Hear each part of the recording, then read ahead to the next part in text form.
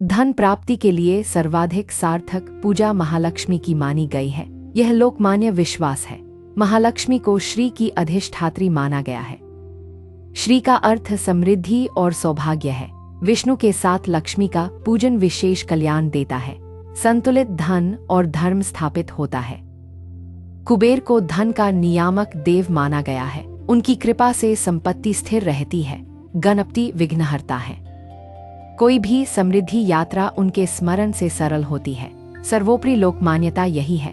लक्ष्मी पूजन से धन लाभ और गृह सुख स्थिर होता है।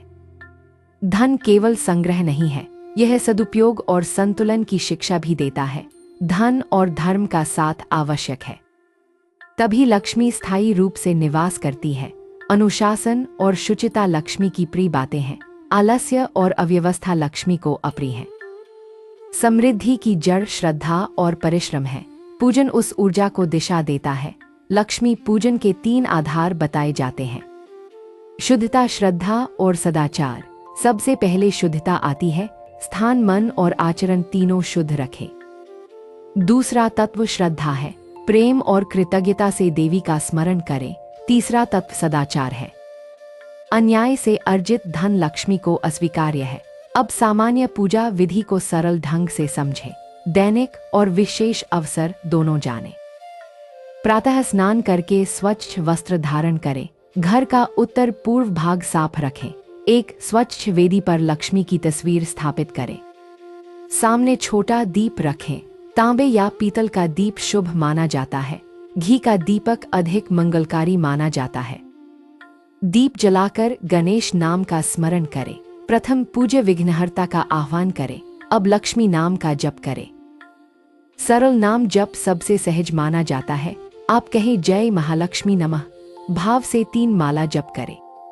फूल चढ़ाएं। सुगंधित पुष्प जैसे कमल, चमेली या गुलाब रखें। कुमकुम और हल्दी से अक्षत मिलाएं। रोली से छोटा तिलक करें। शुद्ध जल से अर्घ्य अर्पित करें। तांबे के पात्र का उपयोग करें। दूध, मिश्री और केसर से क्षीर का नैवेद्य रखें। फल और मिष्ठान भी अर्पित करें। धूप और दीप से आरती करें। छोटी आरती पंक्तियां सरल स्वर में बोले। पूजन के बाद मौन होकर कृतज्ञता प्रकट करें। हृदय में प्रकाश कल्पित करें। संध्या समय पुनः दीप प्रज्वलित करें। सायंकाल आरती से वातावरण पवित्र रहता है। शुक्रवार को विशेष पूजन करें। सफेद पुष्प और खीर का भोग प्रिय है। शरद पूर्णिमा की रात लक्ष्मी व्रत करें। जागरण और दीपदान करें। दीपावली की अमावस्या अत्यंत शुभ मानी गई है। लक्ष्मी पूजन विस्तार से करें। दीपावली पूर्व सफाई और प्रक्षालन अवश्य करें। अव्यवस्था दूर करें और अलंकरण करें। महालक्ष्मी का चौक बनाएं। गोबर और चावल से शुभ लक्षण बनाएं। लक्ष्मी पद चिन्ह द्वार पर अंकित करें। भीतर की दिशा में बनाएं। खाता बही और औजार भी पूजे जाते हैं। यह कर्म और अन्न की पूजा है। कुबेर देव का ध्यान करें। उत्तर दिशा की ओर दीपक रखें। कुबेर का नाम जप सरल रखें। कहें जय कुबेर नमः। व्यापार स्थलों पर धन की गड्डियां न दिखाएं। विनम्रता और गोपनीयता लक्ष्मी को प्रिय है। दान और सेवा को नियम बनाएं। अंशदान से धन पवित्र बना रहता है। ऋण समय पर चुकाएं। विलंब और छल से लक्ष्मी रूठ जाती है। कुबेर पूजा की सामान्य विधि भी जानें। यह गृहस्थों के लिए सरल है। गुरुवार या शुक्रवार को कुबेर स्मरण करें। उत्तर दिशा में वेदी रखें। पीली या हरी फूलमाला अर्पित करें। तुलसी पत्ती न चढ़ाएं। गुड़ और चने का भोग रखें। सादगी और संतुलन बनाए रखें। उत्तर दिशा के कोने को व्यवस्थित रखें। तिजोरी उसी दिशा में उपयुक्त है। व्यवसाय के लेखे साफ रखें। असत्य लेखा कुबेर को अप्रिय लगता है। गणपति पूजन को साथ जोड़ें। किसी भी आरंभ में गजानन को स्मरण करें। गणेश नाम जप सरल रखें। कहे जय गणेश देवा कृपा करे। सद्बुद्धि और निरोधक शक्तियां जागृत होती हैं। बाधाएं सरलता से दूर होती हैं। अब 5 प्राचीन कथाएं सुने। ये समृद्धि के सिद्धांत समझाती हैं। पहली कथा समुद्र मंथन और लक्ष्मी प्रकट होने की है। यह अत्यंत प्राचीन कथा है। देव और दानव दोनों अस्थिर थे। अमृत और वैभव की खोज आरंभ हुई। मंदार पर्वत को मथानी बनाया गया। वासुकी नाग रस्सी बने। समुद्र उठा और गरजा, तरंगों ने देवताओं का साहस परखा। पहले विष निकला और भय फैला। महादेव ने करुणा से विष धारण किया। विष शांत हुआ तो रूखे हृदय नरम पड़। करुणा के बिना वैभव विष बनता है। मंथन चलता रहा। अलग अलग रत्न और दिव्य निधियां बाहर आईं। अचानक कमल पर विराजती लक्ष्मी प्रकट हुईं। समस्त लोग सुगंधित हो उठे। लक्ष्मी ने चारों ओर दृष्टि डाली। वे स्थिरता और सौम्यता की धनी थीं। देव दानव सभी मोहित हुए। परीक्षा अभी भी बाकी थी। लक्ष्मी ने धर्म की खोज की। केवल वैभव के लोभी उन्हें प्रिय नहीं। विष्णु शांत और समत में स्थित थे। उनका हृदय लोकहित हेतु समर्पित था। लक्ष्मी ने विष्णु को वरण किया। धर्म और धन का दिव्य मिलन हुआ। आकाश में मंगलध्वनि गूंजी। ऋषियों ने कल्याण की स्तुति की। इस वरण का संदेश स्पष्ट हुआ। समृद्धि को धर्म के आधार चाहिए। लक्ष्मी ने देवों को मर्यादा का पाठ दिया। दानवों को संयम का महत्व समझाया। जहां शुचिता है वहां लक्ष्मी निवास करती हैं। अशांति में वे ठहरती नहीं। समुद्र ने 9 निधियां भी दी। वे सदाचारियों के लिए कल्याणकारी बनी। इस कथा से व्यापारी प्रेरित हुए। उन्होंने सत्य और मितव्यता अपनाई। गृहस्थों ने स्वच्छता और दीपदान बढ़ाया। अंधकार दूर हुआ और समृद्धि आई। किसान ने बीज चुनते समय प्रार्थना की। धरती को माता मानकर नमन किया। कारीगर ने औजार पूजे। उसके हाथों में लक्ष्मी का स्पर्श आया। लक्ष्मी ने कहा, परिश्रम मेरा प्रिय है, आलस मेरा विरोधी है। कथानक यहीं समाप्त नहीं। लक्ष्मी ने एक नगर की परीक्षा ली। वहां के कारीगर स्वच्छंद थे। वे नियम भूलने लगे थे। नगर में अपव्यय बढ़ा। दावतें और शोरगुल सामान्य बन गया। लक्ष्मी ने अपना कदम पीछे रखा। व्यापार अचानक मंद पड़ गया। एक बुजुर्ग स्त्री ने समझाया, संयम और दान से लक्ष्मी लौटेंगी। नगर ने व्रत लिया। अनाज का अंश गरीबों को दिया। दीपावली को घर घर दिए जले। स्वच्छता और शुचिता ने स्वागत किया। लक्ष्मी मुस्कुराईं और लौटी। नगर में फिर से सौभाग्य आया। दूसरी कथा कुबेर और लंकाधिपति के अहंकार की है। यह पुरानी शिक्षा देती है। कुबेर हिमालय की गुहाओं में निवास करते थे। वे धनपाल कहलाते थे। उनके पास दिव्य वाहन था। भंडारों के द्वार उनके संकेत से खुलते थे। उनके चचेरे ने लंका पर अधिकार पाया। वैभव का मोह उसे घेरने लगा। अहंकार वृक्ष की तरह फलता है, पर भीतर से खोखला रहता है। कुबेर ने चेताया, धन का प्रवाह धर्म की नदी में रहना चाहिए। चेतावनी अनसुनी हुई। सोने के किले और अट्टालिकाएं बढ़ीं। विपन्नों की सहायता घट गई। धन के साथ भय भी बढ़ा। एक दिन कुबेर ने यात्रा की। वे लंका पहुंचे और मौन रहे। उन्होंने देखा, वैभव है पर शांति नहीं, संगीत है पर करुणा नहीं। उन्होंने चुपचाप उत्तर दिशा को निहारा। उत्तर का अर्थ ध्येय और स्मरण है। उन्होंने कहा, उत्तर दिशा खाली है, केवल दक्षिणी चमक शेष रह गई। लंकाधिपति ने व्यंग्य किया, मेरे पास सब कुछ है। कुबेर ने उत्तर दिया, सब कुछ पर्याप्त नहीं। संतुलन के बिना धन टिकता नहीं। समय बदला। समृद्धि का प्रवाह रुकने लगा। कुबेर ने फिर समझाया, दान और मर्यादा से आयु बढ़ती है। अहंकार फिर जीता। अतिथि सत्कार घटा और कठोरता बढ़ी। तभी एक दिन दुर्बल नाविक आया। उसने अन्न मांगा और तिरस्कृत हुआ। समुद्र ने गर्जना की। लहरें उठीं और व्यापारी जहाज डूबे। कुबेर ने भंडार खोले। उन्होंने तटवर्ती ग्रामों में अन्न भेजा। दुर्बल नाविक बच गया। उसने आशीष दिया और लौट गया। कुछ समय बाद विपत्ति टली, पर लंका का हृदय कठोर बना रहा। कुबेर ने अपनी निधियां समेट लीं। उन्होंने कहा, यह योग्य हाथ नहीं। कथा का संदेश स्पष्ट है। कुबेर की कृपा धर्म के साथ रहती है। जहां दया है वहां धन टिकता है। जहां तिरस्कार है वहां क्षय होता है। तीसरी कथा सुदामा और श्री कृष्ण की है। यह हृदय को नम करती है। सुदामा निर्धन ब्राह्मण थे, पर विद्या और विनम्रता उनके गहने थे। गृहस्थी कठिन थी। पत्नी ने कहा, मित्र से मिल आओ। सुदामा ने संकोच से यात्रा की। चावल की पोटली साथ ली। द्वारका के द्वार चमकते थे, पर सुदामा का मन सरल था।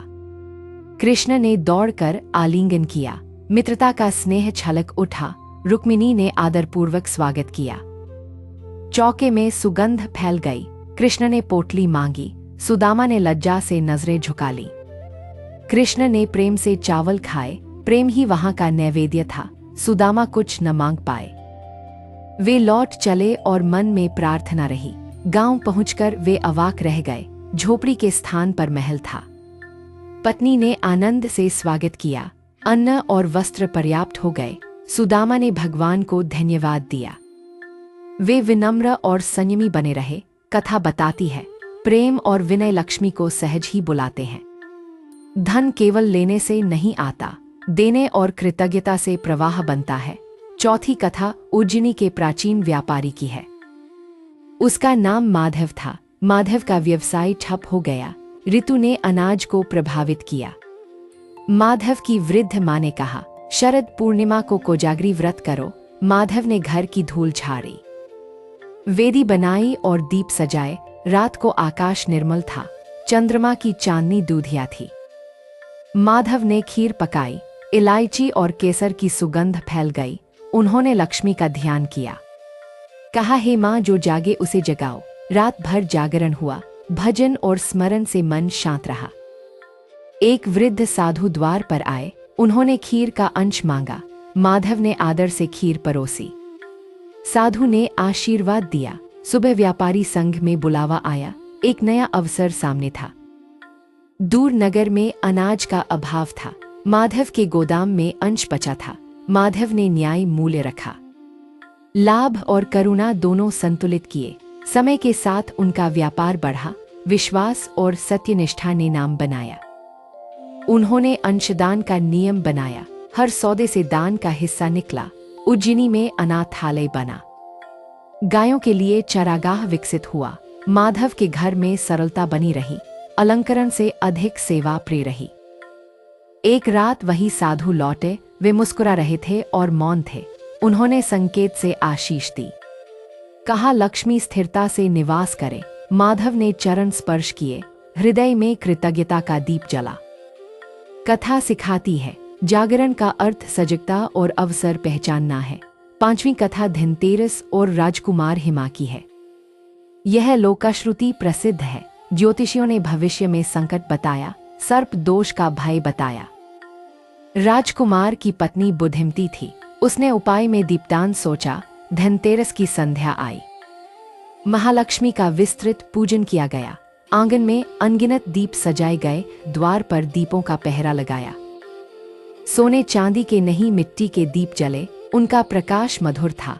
राजकुमार द्वार पर बैठा रहा। भीतर लक्ष्मी कथा सुनाई गई। रात्रि के तीसरे पहर सर्प आया। प्रकाश से उसकी दृष्टि चकाचौंध हुई। वह दीपों की आभा से विमुख हुआ। संगीत और कथा ने मन मोहा। सर्प ने घर में प्रवेश नहीं किया। वह लौट गया और संकट टला। सवेरे महल में उल्लास था। धनतेरस का अर्थ रक्षा और समृद्धि बना। तब से लोग दीप सजाते हैं, अंधकार को दूर करने का संकल्प लेते हैं। कथा का गूढ़ संदेश है। प्रकाश का अर्थ सत्कर्म और सजगता है। अब फिर सामान्य पूजन के सूत्र संक्षेप में देखें। निरंतरता अत्यंत आवश्यक है। दैनिक एक दीप हर हाल में जले, चाहे छोटा हो पर नियमित रहे। सप्ताह में एक दिन विशिष्ट भोग रखे। शुक्रवार या सोमवार विशेष माने जाते हैं। मास में एक संकल्प तय करें। अन्नदान या वस्त्रदान का नियम बनाएं। 3 दोष दूर रखें। असत्य, अपव्यय और अहंकार। 3 गुण विकसित करें। शुचिता, उदारता और मितव्ययता। गृह का उत्तर पूर्व हल्का रखें। रोशनी और हवा का मार्ग खुला रखें। रसोई स्वच्छ और सुसंगठित रखें। अन्न को देवतुल्य सम्मान दें। तिजोरी के पास दीप जलाएं। दिन में एक बार कृतज्ञता व्यक्त करें। व्यवसाय में सत्य वचन निभाएं। वचन की कीमत धन से बड़ी है। उत्सव के दिन कर्म का सम्मान करें। औजारों की पूजा अवश्य करें। विद्या और लक्ष्मी साथ साथ खिलती हैं, इसलिए सरस्वती का भी स्मरण करें। बालकों को कमाने का लालच न दें। सीखने और अनुशासन की राह दिखाएं। स्त्रियों का सम्मान करें। लक्ष्मी का आशीष प्रतिष्ठा से जुड़ता है। वृद्धों की सेवा करें। उनके अनुभव से हानि से बचत होती है। प्रकृति का आदर करें। जल और वृक्ष समृद्धि के वास्तविक सहचर हैं। अब एक छोटी उपकथा और सुने, यह ग्राम कारीगरों की समझ बढ़ाएगी। प्राची नामक ग्राम में कुशल लोहार रहते थे। उनके औजार प्रसिद्ध थे। एक साथ अकाल पड़ा, औजार का काम घट गया। लोहारों ने औजार पूजा की, हथौड़े और धौंकनी को प्रणाम किया। उन्होंने एक नियम बनाया, हर औजार के मूल्य से अंश दान देंगे। कुछ ही महीनों में नए काम मिले। दूर नगर से आर्डर मिलने लगे। ग्राम में नया कुआं बना। सबने श्रमदान किया और उल्लास बढ़ा। लक्ष्मी ने ग्राम में स्थिर निवास किया। करुणा के संग समृद्धि आई। अब एक और पुरानी कथा। यह एक तपस्वी और व्यापारी की है। तपस्वी वन में रहता था। व्यापारी मार्ग में भटक गया। तपस्वी ने अन्न बांटा। व्यापारी ने कृतज्ञ होकर जल दिया। तपस्वी ने कहा, लेन देन संतुलित रखो। अनुदान और प्रतिदान दोनों महत्वपूर्ण हैं। व्यापारी ने यह सिद्धांत अपनाया। उसके सौदे लंबे समय तक टिके। उसने ग्राहकों को समय पर सेवा दी। विश्वास की पूंजी बढ़ती गई। धन और विश्वास ने घर बसाया। तपस्वी का आशीर्वाद सार्थक हुआ। अब पूजा की छोटी सूची दोहराएं। इसे याद रखना सरल रहेगा। पहला शुद्धता, दूसरा श्रद्धा, तीसरा सदाचार, चौथा दान, पांचवा अनुशासन, छठा कृतज्ञता, सातवां परिश्रम, आठवां मितव्यय, नौवां सरलता। इन 9 तत्वों से लक्ष्मी प्रसन्न रहती है। गृह में संतुलन बना रहता है। अब गणपति से जुड़े एक प्रसंग का स्मरण करें। प्रारंभ का आदर सीखें। एक शिल्पी ने मूर्ति रची, पर आरंभ में प्रार्थना करना भूल गया। मूर्ति बार बार टूटती रही। शिल्पी निराश होता गया। वृद्ध गुरु ने समझाया, प्रारंभ में गणपति स्मरण करो। शिल्पी ने आंखें मूंदी, विनम्र होकर जय गणेश कहा। अगली सुबह मूर्ति सफल बनी। शिल्प और सौंदर्य साथ आए। धन कमाने का शिल्प भी ऐसा ही है। प्रारंभ में बुद्धि का आह्वान करे। अब कर्मयोग का सूत्र जोड़े। कर्म में ईश्वरार्पण भाव रखें। लक्ष्मी को कर्म प्रिय हैं। निष्क्रिय प्रार्थना पर्याप्त नहीं होती। संध्या दीप जलाएं। परिवार साथ बैठे और एक श्लोक बोले। श्लोक न भी आए तो धन्यवाद कहें। हृदय से आभार प्रकट करें। रात को लेखा देखें। बीते दिन के खर्च को परखें। अनावश्यक खर्च चिन्हित करें। अगले दिन उसका विकल्प तय करें।